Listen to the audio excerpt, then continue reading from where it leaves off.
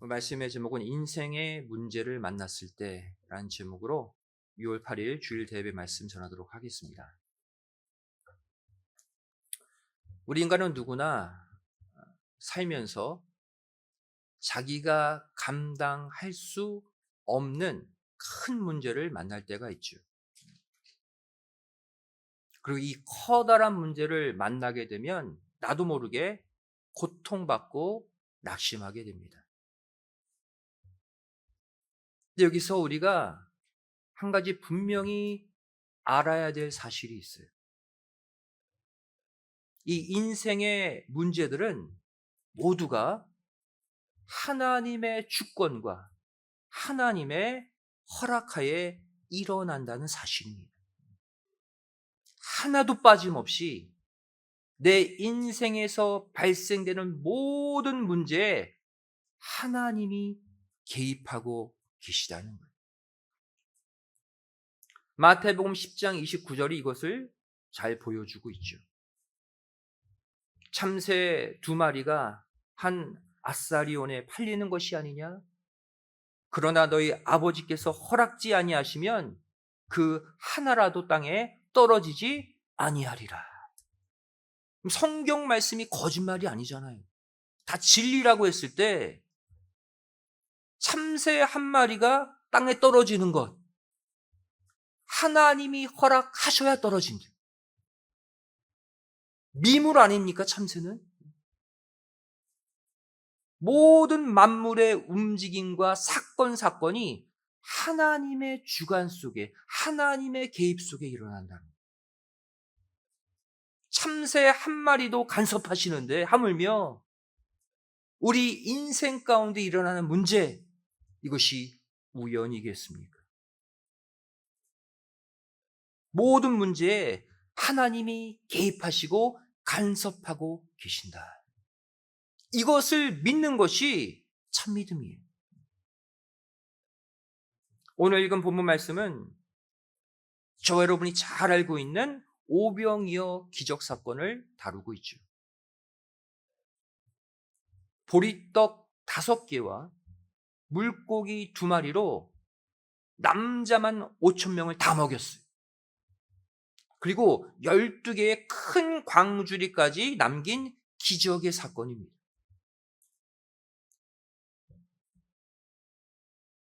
이 사건은 오늘날 저와 여러분이 당하고 있는 인생의 문제를 해결하는 중요한 방법과 원리를 가르쳐주고 있어요. 이 시간 오병이어 사건이 알려주는 문제 해결의 원리가 무엇인지 함께 생각해 보도록 하겠습니다. 첫 번째로 인생의 문제를 만나는 순간 가장 먼저 나의 부족함과 나의 연약함을 고백하는 자세가 있어야 한다는 것입니다. 상관이 없어 보이죠? 큰 난관에 부딪혔는데 뭘 보래요? 나를 보래요. 내 안에 부족함, 내 안에 연약함. 이것이 하나님이 기뻐하시는 인생의 문제를 만나는 올바른 자세입니다. 인생을 살면서 어떤 문제를 만나게 될 때 대부분의 사람들은 정신없이 그 문제에만 집중해요. 어떡하지? 저 사람 만나서 도움 좀 구해볼까? 누구한테 연락하면 되지? 여기에만 빠릅니다. 하지만 보이는 문제에만 집착하게 되면 오히려 문제는 더 해결하기 어려워집니다. 왜냐하면 인생의 모든 문제는 보이지 않는 하나님의 계획과 하나님의 관리 속에서 일어나기 때문이에요. 문제가 발생하는 원인이 보이는 것에 있지 않다는 거예요. 보이지 않는 것에서 일어나는 문제들이에요. 다시 말해 인생의 문제는 내가 해결하는 것이 아니라 그 문제를 주관하시는 하나님이 해결하게 되어 있다는 사실입니다. 결국 저와 여러분은 인생의 커다란 문제를 만날 때 어떻게 해야 됩니까? 그 문제를 만나고 있는 내 자신의 현재 영적, 육적 상태를 먼저 정확히 파악해야 돼요. 왜? 그 문제를 파악하라고 주신 문제이기 때문이에요. 그리고 이렇게 발견한 내 자신의 부족함, 내 자신의 연약함을 먼저 하나님께 솔직하게 고백해야 한다라는 사실이에요. 모든 문제를 끌고 와서 하나님 만나셔야 돼요, 여러분. 그래야 해결돼요. 오늘 본문에 등장하는 이 수많은 사람들에게 닥친 인생의 문제는 무엇이었습니까? 황량한 빈 들판에 먹을 양식이 없는 문제였죠. 이때 이 문제 해결의 첫 단추로 예수님이 말씀하신 것이 무엇이었는지 보자는 거예요. 오늘 본문 마가복음 6장 37절에 저희들 양식이 없습니다. 이 사람들 어떻게 해야 됩니까? 이렇게 제자들이 묻는데 뭐라고 말씀하십니까? 너희가 먹을 것을 주라 그랬어요. 참으로 이해하기 힘든 말씀을 하셨어요. 지금 상황이 어떻습니까? 성인 남자만 5천 명이 모여 있어요. 여자와 아이들까지 다 세면 2만 명이 넘어요, 지금. 빈들에. 근데 예수님은 이 문제를 지금 제자들 보고 풀라고 하신 거예요. 너희가 먹을 것을 주라. 분명히 이들은 풀 능력이 없음에도 불구하고 너희들이 풀래요. 너희가 먹을 것을 주라? 무슨 뜻입니까? 너희가 이 문제를 해결하라는 거예요. 다시 말하면 이 문제 해결의 첫 단추는 너희가 끼워야 한다는 거예요. 마무리는 내가 하지만 시작은 너희가 해야 한다는 거예요. 그렇다면 예수님이 말씀하신 이 문제 해결의 첫 단추는 무엇일까요? 다음 구절인 38절 보세요. 너희에게 양식이 얼마나 있는지 먼저 가서 알아보라. 그 일을 하래요. 다시 말해 현재 닥친 문제 앞에 가만히 있지 말고 먼저 너희가 할 수 있는 것들을 다 해보라는 거예요. 여기도 의도가 있습니다. 이 말씀에 따라 제자들이 수고한 결과가 나오죠. 본문 38절 하반절에 알아보고 가로되 떡 5개와 물고기 2마리가 있더이다. 지금 양식 부족의 문제 앞에 제자들이 내놓은 최선의 결과가 무엇이었습니까? 남자만 5천 명, 여자와 아이까지 2만 명 앞에 고작 떡 5개와 물고기 2마리 뿐이었어요. 턱도 없이 부족하죠? 그 다음 봅시다. 예수님은 왜 해결하지도 못할 제자들에게 양식을 찾아보라고 하셨을까요? 예수님이 모르십니까? 창조주 하나님이신데 알고도 시킨 거예요. 이유는 하나입니다. 인생의 문제 앞에 한없이 부족하고 모자란 자신의 현 주소를 깨닫게 하기 위해 시킨 거예요. 이거를 깨달아야 문제 해결이 시작되거든. 나의 현 주소, 나의 역량, 나의 능력, 한마디로 나의 주제 파악을 먼저 시키시는 거예요. 오늘날도 마찬가지입니다.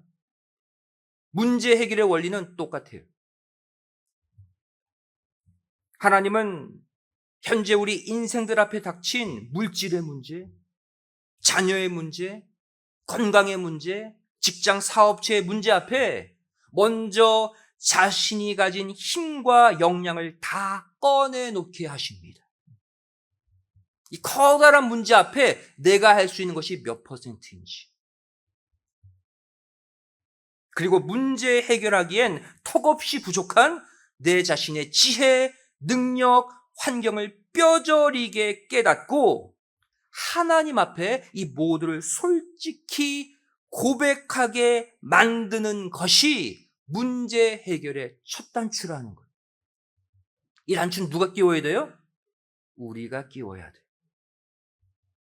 그래야 문제 해결에 시동이 걸리는 거예요. 이 첫 단추를 잘 끼워야 나머지 단추까지 다 끼워져서 문제 해결의 열매를 얻게 되는 것이죠. 성도 여러분, 자신에게 닥친 문제 앞에 패배하느냐, 승리하느냐의 여부는 문제의 크고 작음에 있지 않습니다. 문제가 크다고 패배하고 작은 문제라고 해결하는 게 아니에요. 왜냐하면 그 문제를 해결하실 하나님은요, 인생의 모든 문제보다 훨씬 더 크신 분이시기 때문입니다. 문제는 해결되게 되어 있어요. 하나님 손에 닿기만 하면. 내 인생의 문제를 하나님 앞에 닿게 하는 그 수고는 우리가 해야 되는 거예요. 오늘 말씀 이 과정 그대로. 그렇다면 그럼에도 불구하고 사람들이 자신에게 닥친 문제 앞에서 패배하게 되는 이유가 무엇인가? 자신의 현주소를 깨닫지 못한 채 무턱대고 내 힘으로 내가 가진 환경, 수단, 사람들을 총동원해서 그 문제를 해결해 보려고 하기 때문입니다. 절대 해결 안 돼요.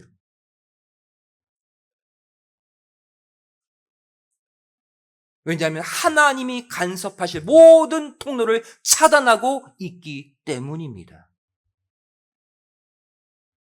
하나님은 저와 여러분에게 해결할 수 없는 큰 문제를 던져주시고는 이렇게 말씀하셔요. 지금 내 앞에 있는 문제 네가 해결할 수 없다. 네가 얼마나 연약한 존재인지, 나 없이는 하루도 살 수 없는 존재인지 인지 알겠느냐? 그거 깨닫게 하려고 큰 문제를 갖다 놓으시는 거예요. 결국 오늘 본문의 사건을 통해 하나님이 우리에게 원하시는 것이 무엇일까요? 문제를 해결하기에 턱없이 부족한 각자의 작은 오병이어를 주님 앞에 내어놓고 그 앞에 엎드리기를 원하십니다. 하나님께 항복하기를 원하시는 거예요. 예수님, 저에겐 이 5,000명을 먹일 양식이 없습니다. 제가 가진 힘이라고는, 제가 가진 능력이라고는 고작 보리떡 5개와 물고기 2마리 뿐입니다. 솔직히 고백하길 원하셔요. 이렇게 현재의 문제 앞에 나의 부족함을 솔직히 고백할 때 우리의 아버지 되시는 하나님께서 그 문제에 뛰어들어서 직접 책임지고 해결해 주실 줄로 믿습니다. 두 번째로, 이렇게 나의 부족함을 고백했다면 이제 그 문제를 들고 하나님 앞에 나아가야 합니다. 이것도 우리가 해야 될 일이에요. 하나님이 우리에게 문제를 던져주신 목적은 우리 스스로 그 문제를 해결하라고 주신 게 아니에요. 그 문제를 가지고 다시 하나님께로 나오라고 주신 것입니다. 이해되세요? 내가 해결하려고 하지 마세요. 하나님이 해결하려고 우리에게 잠시 맡겨놓으신 문제, 다시 그 문제 들고 하나님께로 나아가세요. 사복음서 가운데 이 오병이어 사건은 많이 기록되어 있죠. 유독 요한복음은 이 오병이어 사건을 좀 더 깊이 있게 다루고 있습니다. 요한복음 6장 5절, 6절 말씀 보시면 똑같은 오병이어 사건인데 스토리가 더 많이 등장해요. 예수께서 눈을 들어 큰 무리가 자기에게로 오는 것을 보시고 빌립에게 이르시되 우리가 어디서 떡을 사서 이 사람들로 먹게 하겠느냐 하시니 먼저 물으셨죠? 이렇게 말씀하시면 친히 어떻게 하실 것을 아시고 빌립을 시험코자 하심이라. 이 내용이 추가되어 있어요. 요한복음에. 오병이어의 사건, 황량한 빈들에 양식이 없는 사건이 뭐예요? 하나님이 제자들을, 예수님이 제자들을 시험코자 하신 사건이었다는 거예요. 테스트였다는 거예요, 여러분. 오늘날 우리가 겪는 인생의 문제도 마찬가지입니다.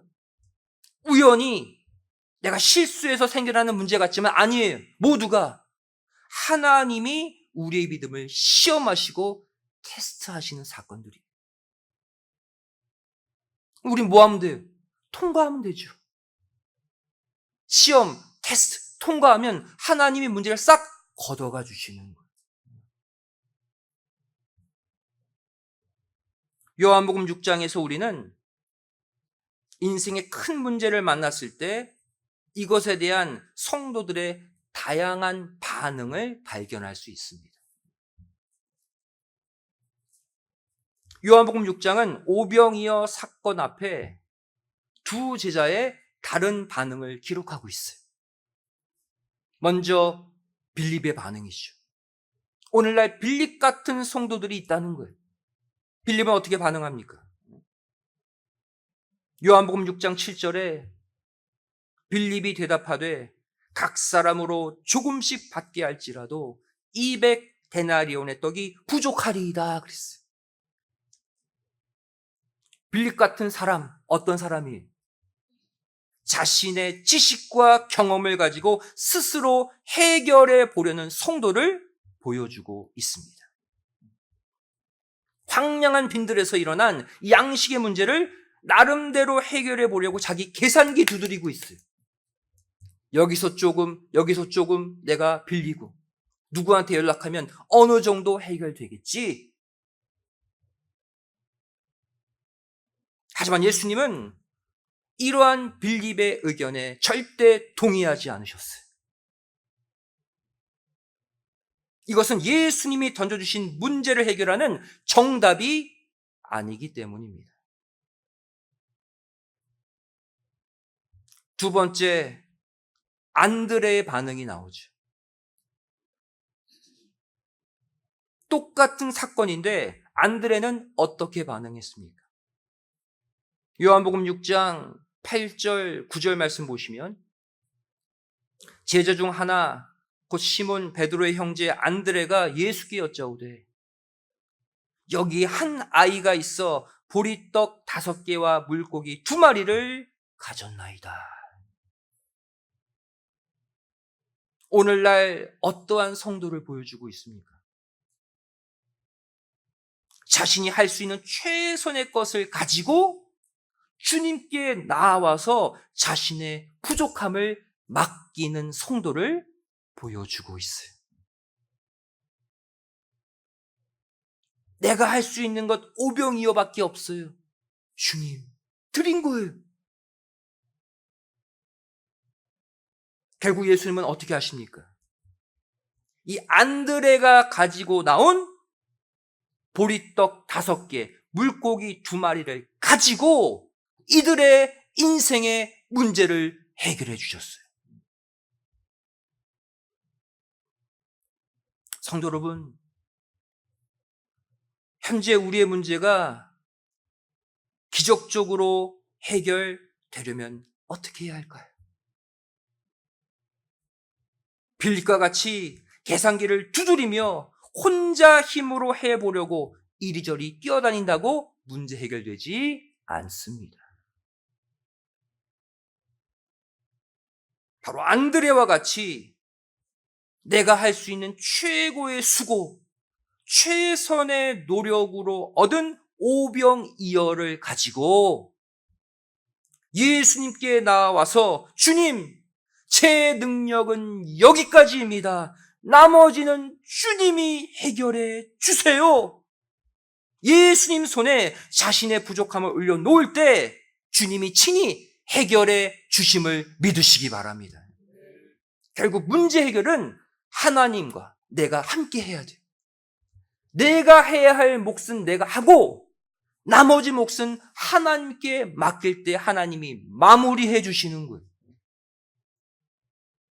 여기서 핵심 포인트가 있습니다. 주님께 빈손으로 나와 부탁하면 안 돼. 주님이 다 해주세요. 난 좀 쉬고 있을 테니까. 그러지 말라는 거예요. 반드시 내 최선의 수고, 오병이어를 만들어서 가지고 나와 부탁해야 주님이 그 오병이어를 가지고 기적을 일으켜 주시는 거예요. 여러분, 인생의 문제를 만날 때 가만 계시지 마세요. 하나님께 다 맡기고 편히 누워있지 마세요. 기적의 재료는 우리가 최선을 다해 가지고 나와야 돼요. 요한복음 6장 6절에 예수님의 오병이어를 향한 의도가 기록되어 있어요. 요한복음은 깊습니다. 예수님의 속사정은 요한복음이 다 기록하고 있어요. 6장 6절에 뭐라고 말씀하고 있습니까? 이렇게 말씀하시면 친히 어떻게 하실 것을 아시고 그랬죠? 모르고 물으신 게 아니라는 거예요. 이 요한복음 6장 6절을 표준 세번역으로 쉽게 번역해 보면요, 예수께서는 자기가 하실 일을 잘 알고 계셨던 것이다, 이렇게 해석하고 있어요. 또 공동 번역으로 번역해 보면 예수께서 하실 일을 이미 마음속에 작정하고 계셨던 것이다. 이해되십니까? 하나님은 다, 예수님은 다 계획이 있어요. 플랜이 다 짜여져 있다고요. 그런데도 모르세요. 너희가 해결하라. 양식이 몇 개나 있느냐? 하나님은 오늘 본문의 사건처럼 오늘날 저와 여러분에게도 감당할 수 없는 큰 문제를 던져주실 때가 있습니다. 하지만 동시에 하나님은요, 이 문제를 어떻게 해결하실지 이미 다 계획하시고 준비해 놓고 계심을 믿으시기 바랍니다. 마음 편해요. 큰 문제를 만나도 편해요. 왜? 하나님은 답을 갖고 계시거든요. 준비해 놓으셨거든요. 내 인생의 문제를 들고 우리가 찾아가기만 하면 되거든요. 정말로 중요한 게 뭐냐? 하나님이 이 문제를 해결하실 수 있도록 만드는 우리의 올바른 신앙의 태도가 중요한 것입니다. 하나님의 마음을 감동시킬 수 있는 신앙 자세를 갖는 게 더 중요해요. 성도 여러분, 내가 당한 인생의 문제가 크든 작든 모두가 하나님이 나에게 주시는 신앙의 메시지입니다. 아무 문제 없어 봐요. 하나님의 음성에 귀 기울이려고 하지 않아요, 우리는. 내 살 길 찾아가기 바쁘지. 그럴 때마다 우리를 세우게 하는 문제들을 하나님이 일으키십니다. 그러니까 크든 작든 여러분, 문제를 만나면 하나님이 나에게 주실 메시지가 있다는 것을 꼭 기억하세요. 그 메시지를 발견해야 문제 해결이 돼요. 아무리 참새 한 마리가 떨어지는 작은 문제라 할지라도요, 그 속에 담겨진 하나님의 메시지를 발견하는 것이 보이는 문제 해결보다 더 중요합니다. 이 사실 반드시 깨달으시고 이 말씀 듣고 나간다고 문제가 사라지는 건 아니에요. 앞으로 인생에 어떠한 문제를 만나든지 간에 그 안에서 내 자신의 부족함을 먼저 하나님께 고백하시고 첫 단추 잘 끼시고 또 그 문제를 통해 이루실 하나님의 선하고 의로운 계획 깨닫고 꼭 믿으셔서 인생의 모든 문제를 아름답게 해결받는 복된 성도들이 다 되시기를 주님의 이름으로 간절히 축원드리겠습니다. 기도하시겠습니다. 사랑의 아버지 하나님, 인생의 크고 작은 문제를 만날 때 우리가 어떠한 신앙의 자세를 가져야 될지 오늘 오병이어의 사건을 통해 깨닫게 하여 주심에 감사드립니다. 죄를 보이는 문제 만날 때마다 눈에 보이는 해결책만 생각하고 이 사람 저 사람 만나고 연락하며 하나님을 외면하며 살진 않았습니까? 인생의 문제를 통해 먼저 하나님을 바라보게 하여 주시고 하나님과 나와의 신앙의 관계, 신앙의 거리를 먼저 확인하고 하나님 앞으로 다가갈 수 있는 그러한 복된 성도들이 되게 하여 주시옵소서. 우리가 할 수 있는 것은 작은 오병이어 뿐입니다. 하지만 그것을 가지고 예수님께 나아갈 때 예수님은 그것을 가지고 넉넉히 해결하시는 그 복된 기적의 응답을 우리 모두에게 허락하여 주시옵소서. 이번 한 주도 이 놀라우신 아버지 하나님의 기적적인 은혜를 체험하는 복된 삶을 살기를 소망하오며 사랑 많으신 예수님의 이름으로 기도드리옵나이다. 아멘. 하나님 기도하겠습니다.